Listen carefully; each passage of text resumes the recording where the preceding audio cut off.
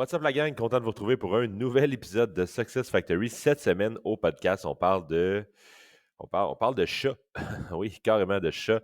Vous allez dire pourquoi on parle de chat dans un podcast d'affaires et d'entrepreneuriat? Ben, parce que les chats, c'est viral, puis à Success Factory, on aime ça, les choses virales. C'est juste à regarder votre algo là, pour voir qu'il y a un petit chat qui traîne ici et là quand vous consommez du contenu sur les réseaux sociaux. On est envahi par les chats sur les réseaux sociaux. Non, ça sans blague, on parle de chats parce que cette semaine, on reçoit le propriétaire d'une entreprise qui fait de la litière pour chats éco-responsable. On parle ici de EcoCat. Au Canada, environ 40% des ménages ont un chat. C'est presque un ménage sur deux, en fait, qui a un chat à sa maison. Ça m'a étonné de voir cette statistique-là, mais c'est bien réel. De ça, environ 90% utilisent de la litière à base d'argile. La litière à base d'argile, c'est pas biodégradable et c'est un solide problème côté environnement. Et c'est en grande partie à ça que l'entreprise EcoCat vient répondre comme problème. Et avec leur litière éco-responsable faite à base de tofu, en fait. Bref, cette semaine, on reçoit Carl-Philippe Nantel, le propriétaire d'EcoCat, pour jaser de sa croissance, de commerce en ligne, de recherche, de développement durable et de recherche et développement aussi, et de bien plus. Pour vrai, si vous êtes une entreprise en e-commerce qui commence ou si vous avez toujours voulu partir votre marque de produit, vous n'allez pas ressortir bredouille de cet épisode-là en termes de connaissances. Vous allez triper. Bref, en compagnie de mon habituel co-animateur Simon, on reçoit le solide Carl-Philippe Nantel. Bonne écoute, la gang.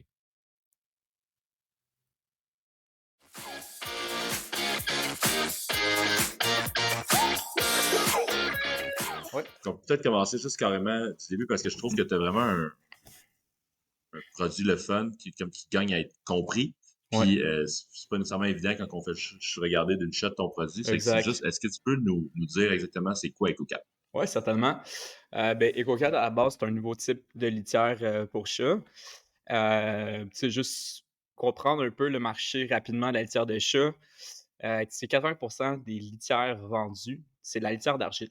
Puis le problème avec la litière d'argile, c'est que c'est malheureusement, c'est pas biodégradable. Puis la transformation de l'argile, il faut faire un extrait de l'argile. C'est souvent des mines qui proviennent des carrières aux États-Unis parce que l'argile est bon pour ça. Et ça génère beaucoup de pollution. Fait que, EcoCat se positionne comme une alternative écologique à la base. Donc le concept, en fait, c'est simple. On récupère les pertes du tofu. Donc, en gros, c'est la drèche qu'on récupère de la fibre de soya. Donc, on a un partenariat avec une usine. Donc, par exemple, lorsqu'on fait du lait de soya, il y a la drèche qui est générée. Donc, on récupère ça. Puis, on s'est rendu compte que la fibre de soya, ça a des propriétés ultra absorbantes. Donc, ça fait en sorte qu'il n'y a aucun additif chimique. Donc, la solution, c'est 100% biodégradable. On peut même la mettre dans le compost. Donc, ça élimine vraiment les déchets. Ça fait partie de l'économie circulaire. Puis, non seulement ça, qu'est-ce qui est le fun de EcoCat à la base? On a un système d'abonnement. Donc, on fait le transport directement à la porte du consommateur. Donc, plus besoin d'aller à l'animalerie, aller chercher ta grosse poche d'argile à chaque mois, à chaque trimestre, c'est livré directement chez toi, dépendant des plans d'abonnement. Puis récemment aussi, c'est sûr qu'on se concentre beaucoup sur en ligne, mais récemment, on a développé des distribueurs en vrac. Fait qu'on a plusieurs points de vente dans les épiceries en vrac. Environ une vingtaine de boîtes de points de vente. Fait que c'est ça, on a fait des distributeurs custom. Fait que si jamais vous passez dans un épicerie en vrac, il y a des chances que vous voyez un gros distributeur EcoCat. Et là, on en a fait d'autres parce que ça va super bien. On a un distributeur pour ça qui s'occupe de nous représenter là, pour le vrac. Fait que c'est un topo rapide. EcoCat, ça ressemble un peu là, à ça. Ouais. Très cool. Avant de se rendre un peu trop loin dans Ouais. la business, pourquoi est-ce que tu as settle sur EcoCat comme business, comme produit? Est-ce que c'était pour tes besoins personnels? Est-ce que tu as découvert ça? Comment tu as découvert ça? Zéro, bonne question. Il faut savoir qu'à la base, j'étais un entrepreneur. Quand j'ai parti ça, pour être honnête, j'avais aucun chat. Je connaissais zéro le marché de la litière des chats. Puis c'est ça, tu sais, juste faire un petit parcours rapido presto. J'ai travaillé comme 7-8 ans en agence de publicité. Puis à force d'aider des marques un peu, je suis comme, j'aimerais ça, moi, avoir ma propre marque. Puis avoir plus de contrôle. Puis fait que là, bon, c'est ça. Je suis parti un peu de l'industrie de la publicité. Je lançais comme 3 compagnies en même temps. Puis finalement, c'est vraiment EcoCat qui s'est propulsé. Puis comment je me suis rendu à EcoCat? Mais c'est simple. En fait, j'ai écouté un podcast d'un dude aux États-Unis que je pense qu'il a commencé à livrer de la litière en ligne. Puis je pense après 1 an, il a genre fait 6 millions de chiffres d'affaires. Je suis comme, OK, tabarouette, il y a une belle opportunité là-bas. Puis moi, j'ai quand même des bons skills en e-commerce. Fait que j'ai regardé son site, j'étais pas impressionné. Je disais, hey, je pense que je suis capable de faire mieux. Mais c'est ça, pour me rendre à la base que je suis capable de faire mieux, ça a pris beaucoup de recherche et développement. Je me suis vraiment intéressé à l'industrie.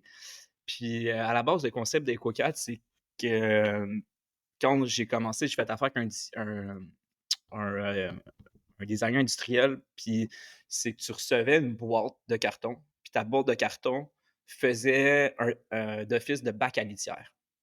Fait que finalement, en faisant des tests avec des chats, ben, je me suis rendu compte que les chats n'aimaient vraiment pas ça. Fait que j'ai tout scrappé ça. Puis finalement, ben, vu que j'étais tellement là-dedans, je suis tombé sur un fournisseur que lui fabriquait de la litière de tofu. C'était seulement disponible en Asie. Je fais OK, tabarouette, belle opportunité. Fait que j'ai rentré en contact avec ce fournisseur-là. Puis de fil en aiguille, on a développé la formule, la solution. Puis, au début, c'était loin d'être top. La première année, les batchs étaient tellement instables. J'ai perdu beaucoup de clients à cause de ça. Mais là, aujourd'hui, en 2023, on a un produit qui est vraiment A1, qui est stable. Donc voilà, fait que, c'est un peu un hasard de la vie. Il faut être un peu téméraire aussi pour, OK, j'ai une idée, je vais la faire, j'ai été jusqu'au bout de ça. Puis si tu m'avais demandé, je sais pas, mettons, j'ai 12 ans, puis un devin qui me disait, Carl, un jour, tu vas être dans la litière de chat, je t'aurais dit, non, non, oublie ça, impossible, impossible. Mais c'est ça, aujourd'hui, j'adore ça, puis j'aime beaucoup le processus aussi. Je me considère un peu là, comme un artiste entrepreneur, fait que de créer un peu le brand, l'image de marque, tout ça, ça a été vraiment ce que j'ai apprécié le plus. Puis c'est ça. C'est un peu ça ton dada, justement. Parce que quand tu me disais tantôt, quand tu disais la phrase, j'ai regardé son site, là, je trouvais que c'était pas tant up to par, hein, moi je peux faire mieux. Puis là, tu t'es rendu compte. Est-ce que tu t'es rendu compte que comme OK, je peux faire mieux sur la partie e-commerce, sur la partie pub, sur la partie branding, mais Exact. après ça, toute la partie comme développement de produits, c'est ça que tu as été à apprendre. C'est ça sur le point sur lequel tu as comme été téméraire. Exact. C'est nice. Si tu en as tes ventes, mettons, pas en termes de chiffres, si tu veux parler de chiffres, tant mieux. Les auditeurs sont tout le temps. On aime tout le temps ça, parler en chiffres, mais bref, je veux juste savoir, mettons, en pourcentage surtout, c'est quoi tes ventes qui viennent de ton e-commerce versus tes ventes qui viennent de tes stores. C'est environ en ligne, c'est quand même assez fort. On a commencé la compagnie 100% en ligne. Fait que c'est 90% des ventes en ligne. 10% c'est in-store, en magasin. Mais là, on veut augmenter un peu plus le ratio de savoir un 80-20. Puis éventuellement, je ne cache pas qu'il y a quand même des joueurs qui nous ont approchés. Fait que là, c'est pensez-y bien, par exemple, un Walmart Canada, comment ça vous tente dessus de rentrer le produit, ça prend une production de feu, à voir, mais ça serait probablement ça le next step, d'avoir plus de points de vente. Puis on se fait beaucoup, c'est pas tout le monde là, qui va acheter en ligne. Fait que, on se le fait beaucoup demander. Fait que c'est quelque chose qu'on pense éventuellement dans un plan de croissance de rentrer davantage en magasin. Mais sinon, en ligne, le marché, on est très fort au Québec. On essaie un petit peu là, de faire des percées au Canada, puis c'est plus difficile. C'est plus difficile dans le sens qu'on a une certaine notoriété qui est établie au Québec. Là. Percer le Canada, ça demande beaucoup d'efforts. Fait qu'éventuellement, on aimerait ça aller plus vers le Canada, mais c'est ça. Fait que le marché en ligne, il est comme exponentiel. Il y a de la place encore et encore pour Qu'est-ce qui rend ça difficile, justement, à exporter en Ontario et tout? C'est en termes de coût d'acquisition de clients, puis en termes de diffusion publicitaire. Donc, par exemple, un CPM pour un marché en Ontario, ben, ça va être, je dirais pas le double du prix, là, mais la diffusion publicitaire est beaucoup plus élevée. Le coût par édition est plus élevé aussi. Donc, ça coûte plus cher. Aussi, ben, les EcoCat est très, je dirais, franco. Tout est super bien traduit. On est 100% en anglais. Mais c'est ça, présentement, pour chaque dollar investi en acquisition, c'est bien plus rentable au Québec qu'au Canada. Puis c'est ça. Est-ce que c'est comparable, mettons, justement, ton coût d'acquisition là versus ce que tu avais au Québec quand tu as commencé, ou il y a comme quelque chose qui a fait en sorte que quand tu as commencé au Québec, tu avais déjà un bon reach, un bon CPA? Mais quand on a commencé, c'est ça, c'est quoi? Ça fait environ 3 ans et demi, 4 ans que ça existe. Puis quand on a commencé au Québec, écoute, c'était une joke, là, sur Simon, tu dois être familier. Je pense que c'est toi qui est pas mal dans les plateformes. Les coûts par action sur Facebook, ça faisait pas de sens. C'était ridiculement bas. Alors, pour chaque dollar investi, ça rapportait 4 $, mettons. Aujourd'hui, pour chaque dollar investi, ça va rapporter 1 $, 2 $. Fait que tu as un retour sur investissement qui est comme à parité ou un peu plus. C'est vraiment plus difficile. Je vous êtes au courant de ça, toutes les plateformes, ça a changé avec iOS, tout ça. Les barrières de data, le ciblage est beaucoup plus difficile. Donc, c'est un enjeu. Donc là, on veut créer plus de contenu, d'être plus organique. Aussi, on a fait affaire aussi par le passé avec beaucoup d'influenceurs au Québec. C'est quelque chose qu'on aimerait refaire plus pour l'Ontario, mais même aujourd'hui, écoute, c'est fou, là, les retombées qu'on a eues de certains influenceurs. Les ventes, là, ça a catapulté. Je fais d'autres collabs, on en fait moins, puis c'est plus les mêmes résultats. C'est comme si les gens sont moins, je sais pas, on dirait que les habitudes de consommation, je pourrais pas dire pourquoi. C'est comme si les gens sont moins, ils croient moins, je sais pas, aux influenceurs, ou je sais pas, peut-être un peu plus m'en dire que moi, mais j'ai remarqué ça, c'est plus difficile de mon côté d'avoir des Ouais, ventes ben, qu'avant. on a une couple de clients qui ont des brands vraiment axés sur le vert, l'économie circulaire, le fait à la main, local, etc. Puis, c'est vrai que j'ai l'impression que depuis une couple d'années, il y a moins de focus sur acheter vert. On en entend moins parler en général. Je trouve que les gens, c'est peut-être comme, c'est devenu un peu comme la norme. Ça devrait être la base, c'est Ouais, plus c'est en vrai. deuxième plan. Donc, il y a quelque chose à dire par rapport à ça, certainement. C'est un bon point. Puis, tu sais, on a mis aussi, on a mis beaucoup de l'avant le fait que ça soit EcoCat, c'est vert. Puis, moi, je suis vraiment fier de ça. Sauf qu'aujourd'hui, on est vraiment, tu sais, avec l'inflation, les gens regardent le prix à la base. Fait que le beau être vert, si ton prix est trop cher, si ton produit il prend le bord. Fait que là, non seulement il faut être vert, mais il faut avoir un prix qui est ultra compétitif. Mais c'est dur de faire un produit qui est vert parce qu'on a de la matière de qualité, donc ça coûte plus cher par défaut. As-tu un plan de match pour ça? Y a-t-il une possibilité que, justement, avec les restants de soya, tu arrives à ça? Y a-t-il d'autres matériaux possibles? Comment tu vois ton avenir à ce niveau-là? Ben, pour nous, en termes de coût de production, c'est saturé. On peut pas baisser le prix. Puis, une compagnie, on doit avoir une certaine marge. C'est beau baisser mon prix, mais si la marge, on veut vivre aussi. Puis non seulement on veut vivre, mais on veut faire des profits pour investir en investissement, réinvestir en recherche et développement. Donc, par exemple, là, on a fait d'autres éditeurs en vrac. Là, on est aussi en recherche et développement pour faire d'autres types de litières. Fait que là, ça devient intéressant en faisant d'autres types de litières. Ben là, peut-être qu'on va trouver une alternative qui va être moins coûteuse. Donc, rendre l'écologie un peu plus abordable. Donc, à voir. D'autres types de litières étant encore des litières pour chats, mais Exact. avec des matériaux différents, là. Exact, 100%. Donc, dans le nord du Québec, il y a beaucoup de pertes. En fait, c'est reprendre l'écorce de sapin. On travaille là-dessus pour reprendre l'écorce de sapin qui a beaucoup de propriétés antibactériennes. Donc, c'est ça, on est là-dessus présentement avec une firme qui nous aide pour ça, ça s'appelle Innofibre. Donc, à voir, là, c'est vraiment embryonnaire, on est dans le début là-dedans, mais si on est capable de récupérer l'écorce de sapin, transformer ça, faire de la litière, puis rendre ça encore plus profitable, ben, c'est sûr que là, le but aussi des EcoCat, c'est de démocratiser un peu le fait que l'argile, c'est néfaste, puis il y a 42% des foyers canadiens qui ont des chats. C'est quasiment une personne sur deux qui ont des chats, c'est débile. Fait que sur ce nombre-là, mais 80% des gens utilisent de l'argile. C'est complètement aberrant. C'est vraiment néfaste pour. Fait que notre message ici, vous n'êtes pas obligé d'utiliser EcoCat. Vous pouvez l'utiliser. Nous, on considère que c'est la meilleure litière écologique. Mais utiliser une alternative écologique pour votre chat, c'est ça la base qui est le plus important, c'est de changer un peu ça. Et ça, c'est fou que 42% des foyers canadiens qui ont un chat, vraiment, je m'attendais pas à ça. Puis en plus, la moyenne de chats par foyer qui ont un chat, c'est au-dessus de 1. On se dit Exact. peut-être 1,4 dans l'entour C'est vrai. des enfants, là. Donc, c'est quand même fou penser à ça. Ça veut dire que oui, il y a vraiment beaucoup de place à l'expansion à EcoCat. Puis ça doit quand même être un challenge parce que, tu sais, euh, comme tu dis, là, vous essayez de développer d'autres litières, mais tu sais, y a-tu assez de producteurs de tofu au Canada pour faire des partenariats avec et recueillir les matériaux bruts? 100%, mais dans le sens, on récupère la drèche, puis je peux te dire qu'il y en a des pertes en masse, fait que y a pas, on peut scaler up, puis il n'y a pas de problème pour ça.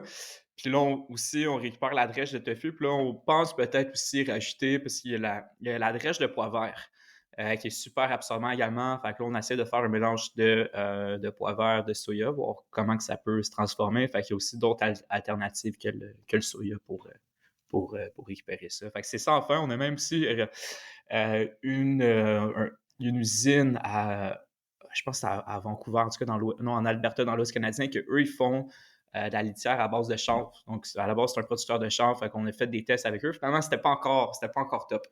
Mais c'est ça. On travaille avec. On cherche tout le temps des solutions, des alternatives pour. Là, vous êtes agressif sur le R&D, ça paraît. Ouais, pas le choix.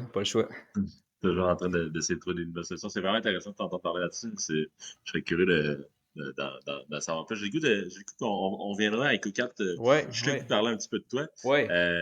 Comment, tu disais tantôt que tu étais un entrepreneur. Comment, repars-nous du début là-dessus. Ouais, mais tu sais, à la base, je viens d'une famille d'entrepreneurs. C'est mon père qui m'a transmis ça. Donc, j'ai baigné un peu dans l'univers de la musique. Donc, mon grand-père, mon père, ils ont parti Nantel Musique, ça s'appelle. Donc, ils vendent des instruments de musique. Donc, j'ai tout le temps baigné là-dedans. Puis, suite à ça, c'est ça. J'ai eu tout le temps eu ça en moi. Puis, après ça, j'ai divergé en agence de publicité, en marketing. Puis là, j'étais à ma place dans le sens que j'ai pris le coup. J'ai vraiment aimé ça. J'ai eu des belles années. C'était le fun. Puis, sauf que j'avais on dirait que tu l'as ou tu l'as pas, dans le sens que quand j'étais jeune, je me suis tout le temps vu avec 3-4 compagnies, tu sais, que ça bouge, puis comme je me suis tout le temps vu comme ça, fait qu'il fallait que je sois hands-on puis que je crée quelque chose, puis si je l'avais pas fait, j'aurais été malheureux, tu sais, c'est comme, je sais pas pourquoi, j'avais ça en moi, il fallait que je crée une entreprise, puis voilà, donc je pense que ça vient du background familial. Puis souvent, on remarque ça, souvent, tu sais, il y a plusieurs des entrepreneurs, mais souvent, ils ont un background familial aussi en eux qui, soit le père, mère, peu importe, ou proches, qui ont baigné là-dedans, ça leur donne le goût aussi de se lancer, quoi. Tu dis que tu avais plusieurs. Tu as tout le temps voulu avoir 4 projets, plein de projets en même temps. Ce que tu avais probablement en agence. Tu as travaillé avec des bonnes agences, Jean Carré et tout ça. Là, tu as une entreprise. Est-ce que tu as-tu le projet d'en avoir d'autres? T'en as-tu d'autres puis on ne le sait pas? Éventuellement, non. En ce moment, c'est vraiment, je me concentre là-dessus, puis il y a une belle croissance. Mais là, c'est ça, j'ai staffé récemment pour me libérer, avoir plus de temps. Puis donc là, ça me permet d'avoir plus de temps. Fait que là, je suis en train de mijoter. Donc, qu'est-ce que je vais faire comme nouvelle entreprise? Mais c'est ça, c'est de trouver l'idée, c'est de trouver. J'aimerais ça avoir quelque chose peut-être qui me passionne un peu plus. Moi, je suis passionné litière de chat, mais quelque chose qui est plus proche de moi. Donc, à voir, mais tu sais, il y a tout le temps des idées qui pop à chaque semaine, puis je suis un peu TDA, fait que des fois, je suis comme, OK, je m'en vais vers ça, puis tu sais, fait que à voir. Si vous avez des idées de business, moi, je suis super partant. On peut se lancer un petit sideline prochain. Mais c'est ça, à voir, mais c'est sûr qu'il va y avoir quelque chose d'autre nécessairement bientôt. À voir. Mais sinon, ça pourrait être, je pense peut-être aussi, là, je vous ai parlé que je suis en recherche et développement. C'est un marché que je connais bien, puis j'aimerais ça peut-être partir à un autre brand complètement, vu que j'aime ça créer, puis avec un autre type de litière. Fait que, à voir, puis en tout cas. Cool, rester dans le même espace, mais diversifier ses lignes de produits un peu. Exact. C'est nice. Ouais. On parle ici d'un Procter & Gamble de la litière. Ouais, 100%. De chat qui s'en vient. Un empire de litière, j'aime ça. C'est fou. OK. Ouais, je vais te poser la question parce que là, tu as glissé ça tantôt vite fait, là, que tu as parti 3 entreprises en même temps. Ouais. C'était quoi l'idée derrière ça, puis pourquoi tu as fait ce choix-là? Ouais, c'est ça. On dirait que quand j'ai quitté le monde de la publicité, je suis pas quitté sans rien. J'ai fait un petit peu de la pige en agence pour me tenir occupé au début. Puis, fait que dans le fond, j'ai acheté une maison à Kamouraska avec un ami. Puis, la maison, c'est un ancien fumoir pour un ancien restaurant. Donc, on avait un projet de se partir un fumoir et un restaurant aussi. Fait que ça, c'était un des projets qu'on avait. On louait aussi la maison un petit peu en locatif. Puis, j'avais un autre projet aussi que j'ai un ami qui a une compagnie de plantes, que lui, il est plus dans le B2B. Fait que, mettons, des plantes, l'entretien de plantes, l'aménagement de plantes dans les bureaux, dans les tours à bureaux, dans les centres commerciaux, c'est vraiment son core business. On voulait vendre des plantes en ligne avec mon expertise, donc aller plus dans le B2C. Fait que malheureusement, c'est ça, c'est 2 projets avec 2 amis, puis eux, ils étaient déjà. Moi, j'avais beaucoup de temps à investir. Eux, il y avait d'autres jobs, tout ça. Fait que la répartition des tâches c'était pas assez équitable. Fait que c'est ça. Pour ça, j'avais mon autre projet solo, EcoCat, puis finalement, c'est vraiment lui qui a parti. Mais c'est ça, c'était vraiment des collaborations dans les plantes, avec.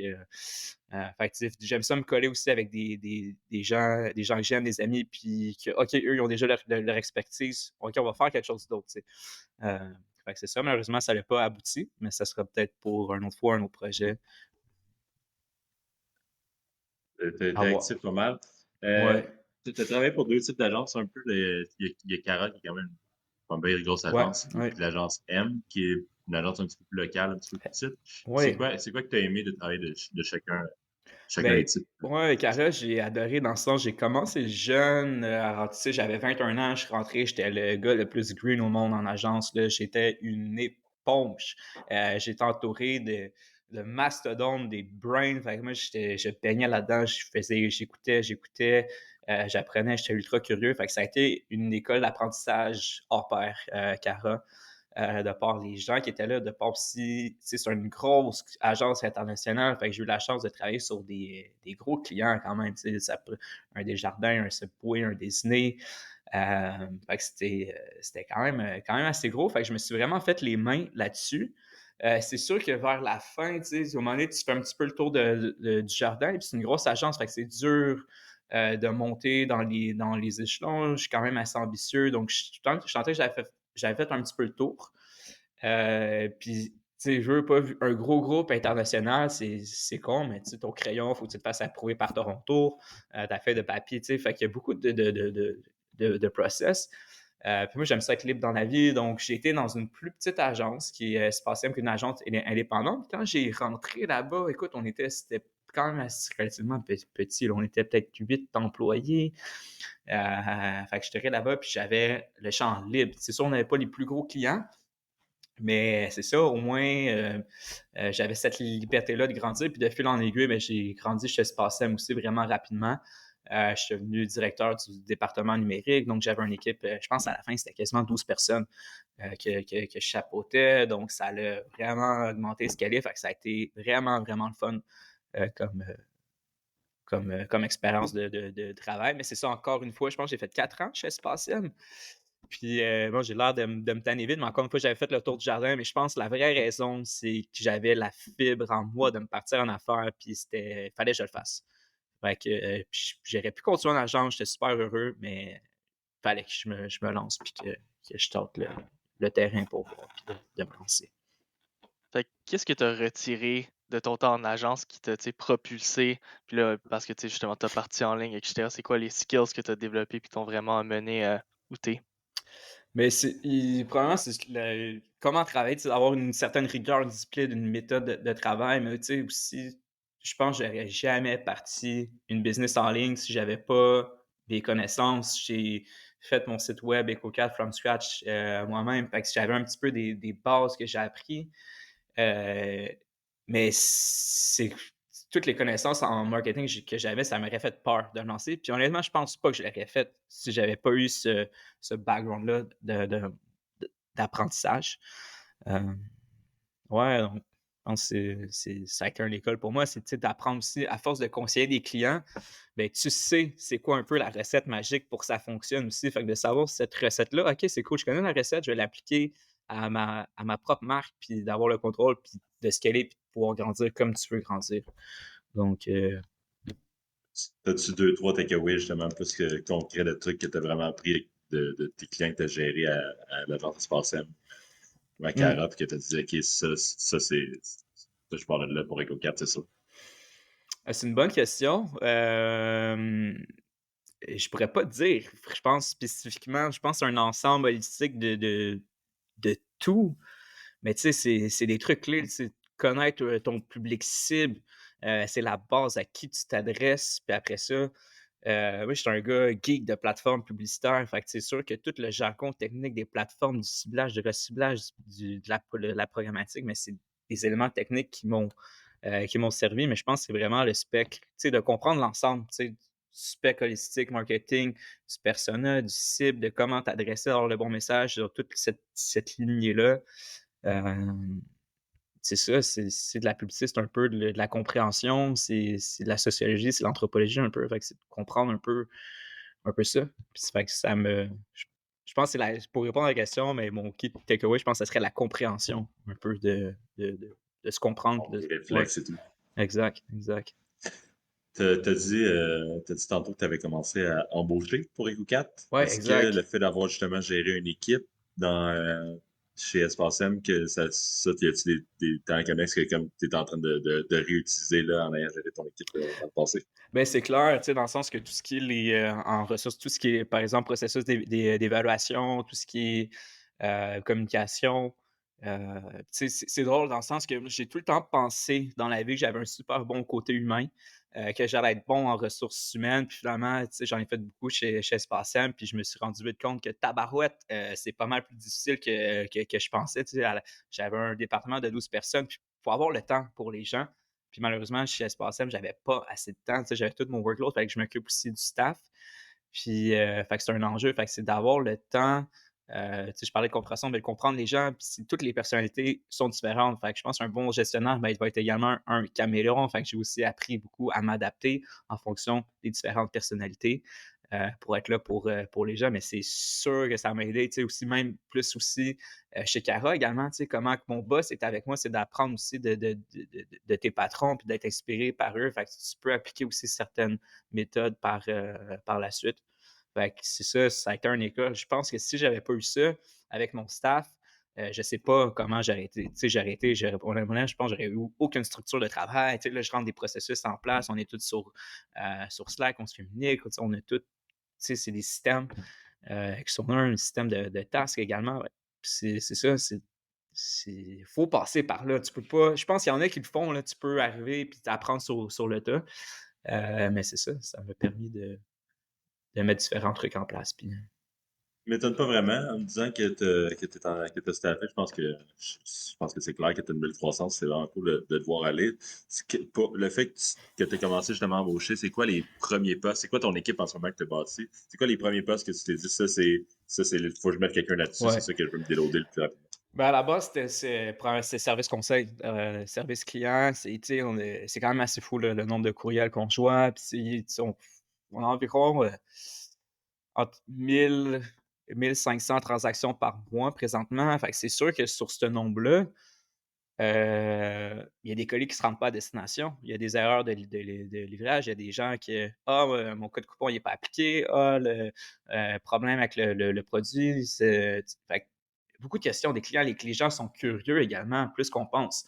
Fait que c'est assez fou le nombre de messages qu'on reçoit. Donc, j'avais besoin d'aide pour ça. Au début, c'est EcoCat, bonjour, c'est moi qui répondais au téléphone. Oui, je peux vous aider. Non.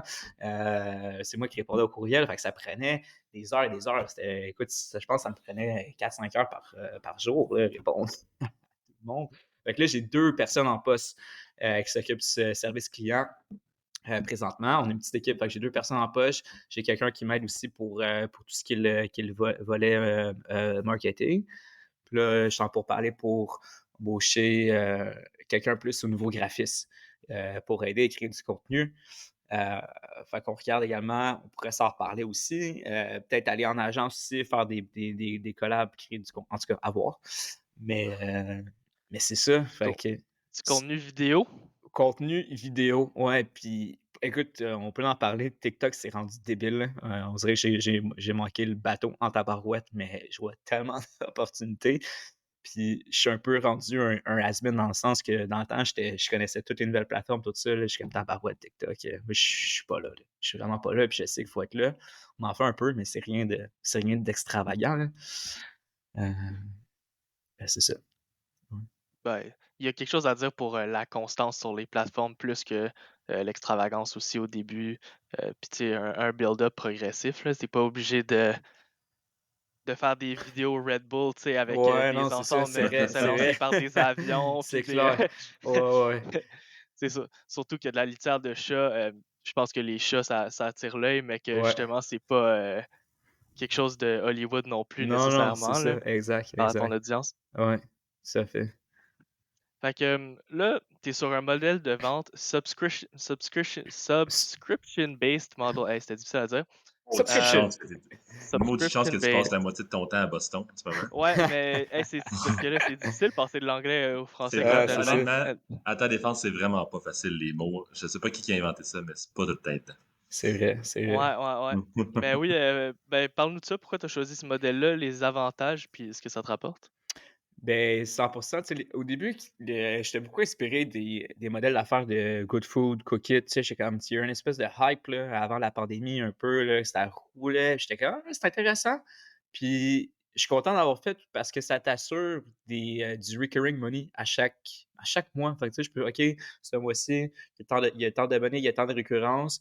Puis, généralement, les gens, ils changent pas tant de litière que ça. Tu sais, ils aiment leur litière, ils veulent pas brusquer les habitudes de leur chat. Fait que je pense que pour la litière de chat, c'est un modèle qui est parfait. Puis c'est aussi, c'est pas tout le monde qui aime ça, mais aussi, il y a beaucoup de gens qui aiment ça. On est tellement occupés aujourd'hui. Je suis comme, le but des coquettes, c'est de faciliter aussi la vie des gens avec le transport. Puis, OK, tu as ta transaction qui rentre, c'est livré tout le temps, c'est steady.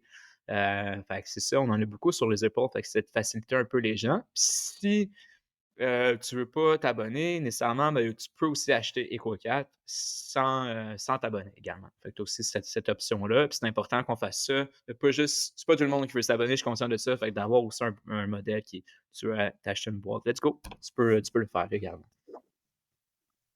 C'est quoi pour toi présentement, surtout que c'est sur un subscription base, la valeur de ton client à vie, donc, la lifetime value, ça doit être un chiffre extrêmement important pour toi que tu regardes très certainement.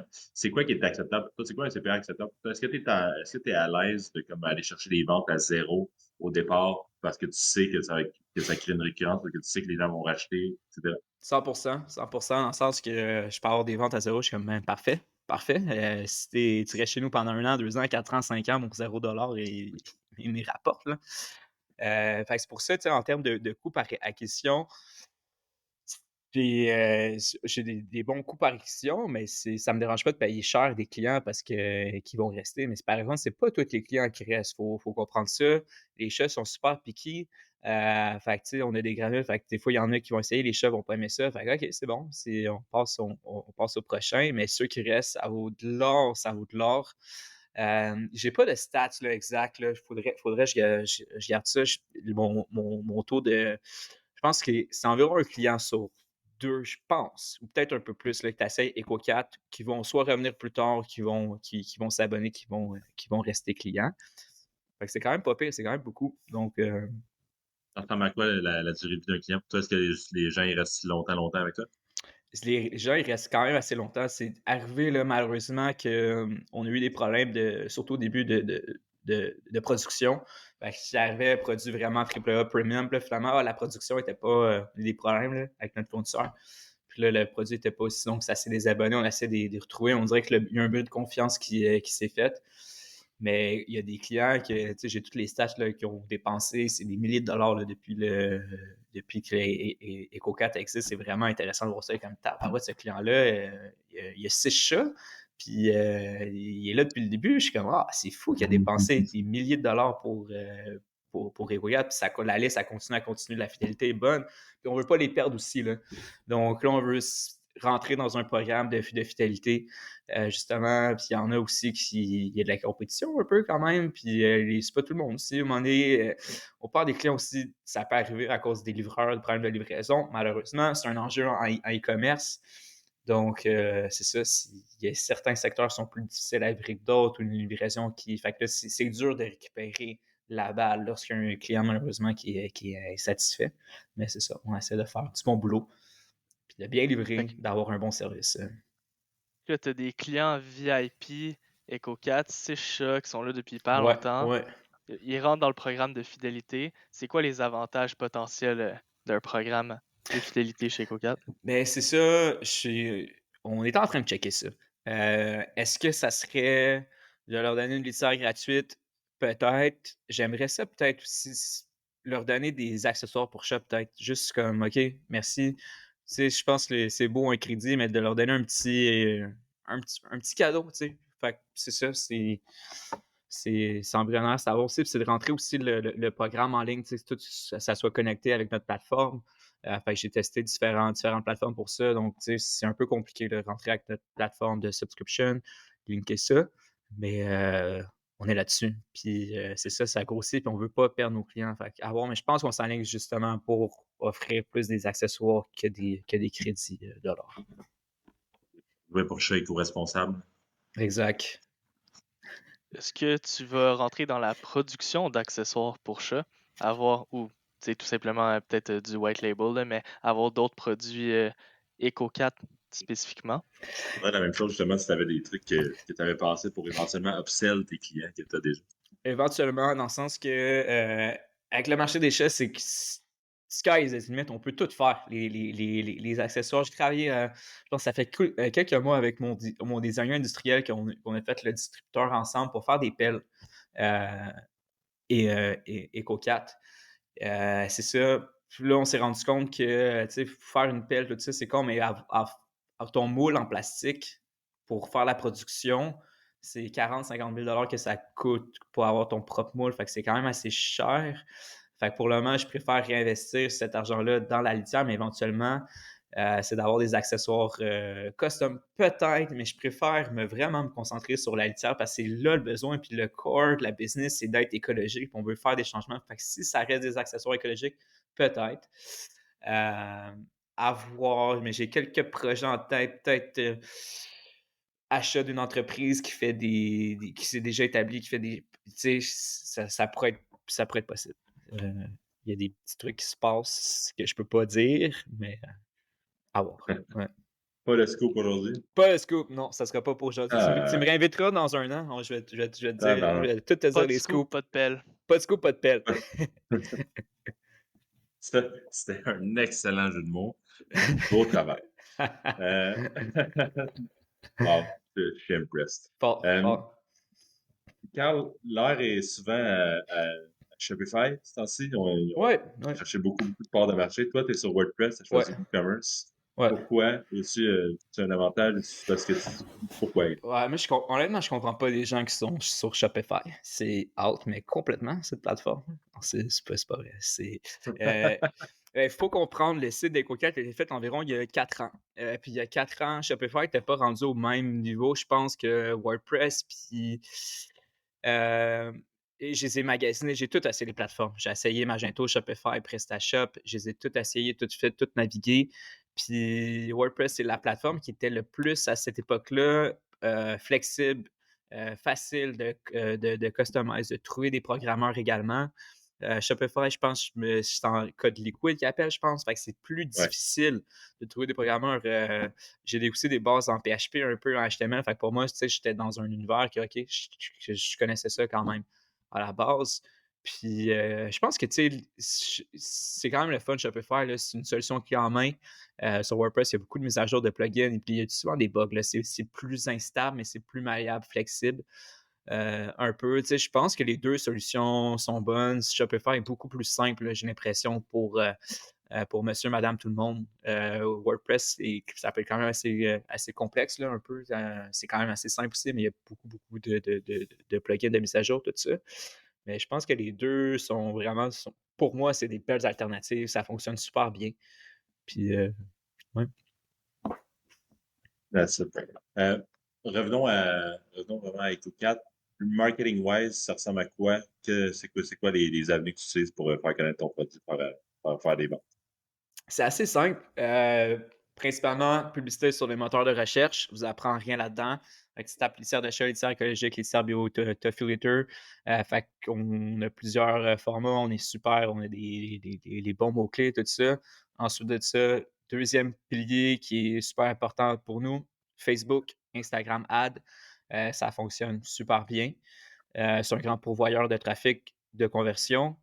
On a fait un petit peu de TikTok ad également. On s'est lancé, malheureusement, quand même beaucoup de trafic à bas prix, peu de conversion.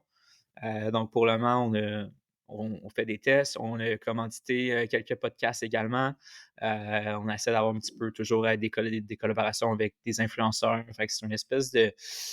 c'est très en ligne de mix-up. On essaie d'être là où que les gens sont principalement. Fait qu'on ne réinvente pas la roue en termes de marketing. On s'en va sur les canaux de diffusion qui fonctionnent bien, qu'on est capable d'avoir du data, qu'on est capable de bien cibler. Puis, ouais, c'est ça. Voilà en gros les piliers d'acquisition. Ouais, ben c'est clair que nous, on croit beaucoup dans l'acquisition digitale. Hein? On est une agence de marketing digital, faut bien qu'on croit en ce qu'on fait. Mais là, tu as parlé de rentrer en magasin. Donc, est-ce qu'il y a une possibilité d'expandre dans l'Ouest canadien ou peut-être que justement le coût par acquisition digitale est trop élevé, mais de passer par le brick and mortar? 100%. 100%. Puis je peux peut-être... Bon, on a parlé de Scoop tantôt. C'est pas fait encore, mais ça se peut qu'on soit distribué dans l'Ouest canadien, dans plein de pharmacies. Donc, partout dans l'Ouest canadien, en Ontario. Fait que je touche du bois. J'espère que ça va se faire. Mais c'est ça, ça serait un bon point d'entrée. Fait que ça se peut que ça soit possible. Fait que, en effet, le coût d'acquisition, il est vraiment difficile en ligne pour le Canada, pour l'Ouest canadien. Fait que rentrer en magasin, ça serait une superbe alternative. Ça se peut que ça se fasse. C'est long shot, mais à voir, c'est... ouais. Là, tu regardais un petit peu vers le bas, vers le bas sur une carte de l'Ouest. Pas encore. Écoute, on est très Québec pour le moment, bientôt Canada. Après, pourquoi pas, aller aux États-Unis. L'enjeu pour percer aux États-Unis, c'est que ça prend énormément d'argent. C'est un énorme marché. Donc, ta production, il faut que tu aies le cash flow pour produire, il faut que tu aies le cash flow pour... fait que là, je pense que ça serait... faudrait que je raise de l'argent, il faudrait que j'aille voir des investisseurs pour bien faire ça. Mais c'est ça, tu sais, pour faire l'argent, pour avoir l'argent. Donc, EcoCat doit grandir au Canada encore. Puis après ça, OK, les States. Si jamais vous voulez investir, les boys, des millions de dollars, let's go, on le fait. Tout mon futur dans la litière achat, peut-être bien. Toi, tu as fait ce gamble-là, puis ça a l'air de fonctionner pour toi. Mais je veux dire, je pense que ça serait le meilleur investissement de ta vie. C'est assez de voir ton produit. Je vais aller demander à mon banquier. Parfait. Mais pour vrai, c'était ma prochaine question. On fait-tu rush papier ciseaux sur cette question-là? C'est pas vrai. Pour vrai. Je te vole le spot là-dessus juste pour aller là-dessus. Mais tu vas me dire que toi, le gars de pub, le gars d'agence, t'as résisté à la tentation de passer une coupe de dollars en pub aux US juste pour voir. Ouais, mais c'est aussi en termes de logistique, de transport puis de douane, c'est quand même assez complexe. Pour livrer, je ne sais pas si vous êtes familier avec ça, mais je ne connais pas ça. Comment qu'on fait pour livrer aux States avec le dédouanement? Il faudrait que j'aille probablement un entrepôt aux frontières, tout ça. À voir. Si jamais de l'expérience, pourquoi pas? On peut le tester, mais c'est ça en termes de shipping et de logistique. Puis il faut comprendre que la marge aussi des EcoCat joue beaucoup sur les frais de transport. Tout notre tarif inclut avec les frais. Je n'ai pas les stats pour combien que ça coûte de shipper. C'est quand même lourd, la litière. Fait que de shipper ton entrepôt Montréal aux States, je ne sais pas c'est quoi les coûts. Fait que j'ai l'impression qu'il faudrait avoir un entrepôt aux États-Unis, probablement un entrepôt dans l'Ouest, un entrepôt dans l'Est. Puis c'est ça. Tu as opté pour la livraison gratuite? Ouais, exact. Ouais. Fait que dans le fond, le prix inclut les tarifs de transport. Est-ce que tu avais testé avant? As-tu déjà testé sans livraison gratuite? Il y avait quel impact sur J'ai jamais testé. Puis mon point, c'est que je peux comprendre, mettons, tu vends du linge ou nous, c'est un produit de consommation courante. Fait que c'est un prix. Puis je veux que ça soit clé en main. Puis que c'est ça le prix. Puis ça fait partie de. Je veux pas que les clients, OK, là, c'est ça le prix, plus il faut que je rajoute ça. Non. C'est chez EcoCat, tu payes ça, c'est clé en main, puis voilà, c'est simple. C'est la simplicité chez EcoCat, j'aime ça. Exact. Regarde ça hyper simple pour le parcours client. Dernière petite question, là, parce que tu éveillé mes sens un peu plus business. Est-ce que tu vas devoir faire des leviers financiers pour expandre au Canada ou tu gardes ça chez Carl? Pour l'instant, c'est chez Carl. Je te cache pas, on a quand même quelques prêts avec BDC, avec Futurpreneur. Il y a des bons programmes avec PME Montréal, il y a des super bons programmes de financement. Mais éventuellement, ça se peut qu'on aille là, soit de lever, mais probablement, j'ai l'impression, là, je vais parler un petit peu d'un nouveau produit à base d'écorce de sapin. Puis, fait que ça serait quand même cool. Puis pour faire ce produit-là, mais là, j'aimerais ça lever de l'argent, puis d'aller voir des investisseurs. Puis c'est vraiment rentrer dans le game, puis que EcoCat devient, OK, là, c'est plus la petite PME, là, on arrête, là. On arrête de niaiser, puis c'est prochain niveau, state scalé, puis d'avoir un contrôle sur la production, parce que toute la production des cocates est sous-traitée. J'aimerais ça avoir éventuellement un contrôle de la production 100% complète. Puis pour ça, on va avoir besoin de leviers financiers pour lever ça. Donc, premier levier financier pour bâtir un tir, deuxième levier pour publicité, pour le marketing.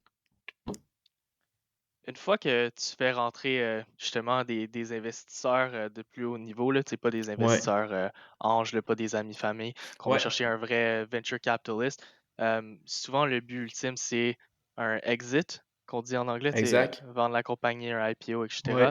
Est-ce que toi, tu te vois éventuellement vendre EcoCat ou c'est ton projet chouchou que tu vas garder? Écoute, je peux jamais dire jamais ou je peux jamais dire non. Peut-être que ça peut être ça. À voir, j'en ai parlé, je me considère comme un entrepreneur, j'ai plusieurs idées en tête. Fait que, c'est le fun si je peux vendre ça, avoir un certain montant, ça donne un levier pour investir, pour faire d'autres compagnies. Fait à voir peut-être. Donc, pourquoi pas? Pourquoi pas? C'est à voir. Je sais pas c'est quoi le futur encore, mais ça se pourrait. Ouais. J'ai hâte de voir ça. C'est vraiment cool. Merci d'avoir été là, Carl. C'est vraiment hâte. T'es hâte sur pas mal d'affaires, la R&D. C'est cool de le voir aller. C'est cool de voir ta croissance, pour ce que tu es en train de dire. J'ai hâte de voir ça va être quoi les prochaines steps. Hâte de voir dans 5 ans where we get. 100%. Ben, merci à vous. Merci. C'était super cool de parler avec vous. Puis, vous autres aussi, lâchez pas. Je vous vois aller. On se croise de temps en temps chez ClickSpace. Puis, vous êtes beau à avoir allé. Vous avez une belle croissance aussi. Lâchez pas ce que vous faites. Puis, on se reparle aussi pour peut-être des projets de collab, production. En tout cas, influence.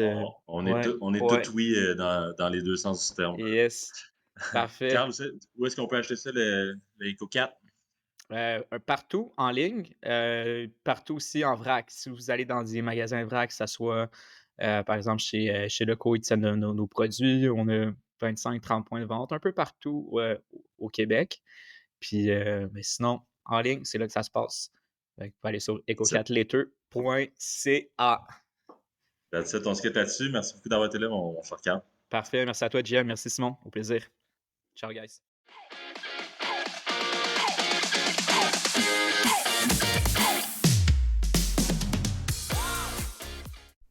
Hello, j'espère que vous avez apprécié l'épisode. Si vous avez aimé le podcast, on vous invite à aller laisser un petit avis ou vous abonner sur Spotify ou Apple Podcasts pour nous aider à le faire connaître. On se voit la semaine prochaine pour une autre belle conversation avec un nouvel invité. À bientôt!